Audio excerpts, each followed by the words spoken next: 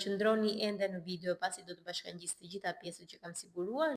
Përshëndetje të gjithë dhe uroj që kjo video imja të gjej të gjithëve shumë mirë.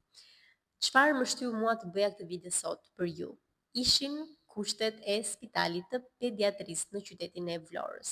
Unë do t'i bashkangjis të gjitha videot apo fotot që kam siguruar nga dhoma që isha e shtruar dhe shpresoj shumë që të bëhet diçka me pediatrin e qytetit të Vlorës dhe ndoshta shumë pediatri në gjithë Shqipërinë do të jenë në ato lloj kushtesh dhe realisht më vjen shumë keq. Jam habitur. U shokova. Ndoshta kjo video ime shkon në vesh të dikujt që mund të bëj diçka për këtë lloj gjëje. Djali im u sëmur me këto viroza të stinës dhe detyrova ta çaj në urgjencë. Kam ngelur shumë e kënaqur nga stafi mjekësor, nga mjeku i pari, pastaj nga infermieret. I është marrë gjak djalit për të bërë analiza, për të parë nga se i vjen viroza, nëse duhet shtruar apo jo, janë dhënë serumet e duhura, mjeku ka pyetur me detaje, ka bërë kontrolle të imtësishme të djalit.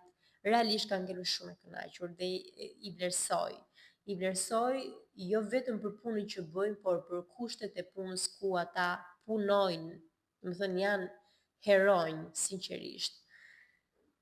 Kur më futën tek dhoma që duhet të shtroja djalin, lash mend e kokës.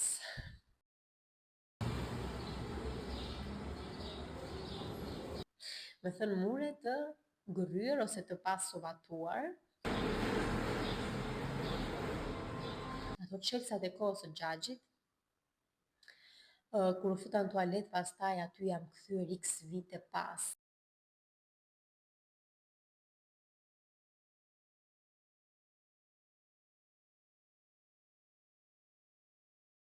Ishte akoma një legen i mbushur me ujë dhe një gjysmë bidoni i prerë në mes, të cilën ti e përdorje në vend të një ene që mund ta mbushësh dhe nuk e di për çfarë do ta përdorja atë ujë, ndoshta për të hedhur vcs ujë ose për të larë fëmijën, nuk e kam iden, një pasqyrë e vogël e improvisuar, mure të palyer kush e di se kur. Nuk e di, shikoja përballë meje një nën tjetër që kishte një bebe ndoshta pa bërë 2 vjeç dhe mendoja si e lan, si e pastron. Nuk e di. Nuk kontrollova nëse kishte ujë të ngrohtë, mos të gënjej kot, por përderisa ishin ato lloj kushtesh, nuk mendoj se do kishte ujë të ngrohtë. Shpresoj shumë të ketë ujë të ngrohtë. Por që realisht ka ngelur e shokuar. Do të shihemi bashkë në videon e radhës ku do të tregojmë ndoshta diçka tjetër nga jeta jone e përditshme këtu në qytetin e Vlorës. Ju puth të gjithëve. Pafshim!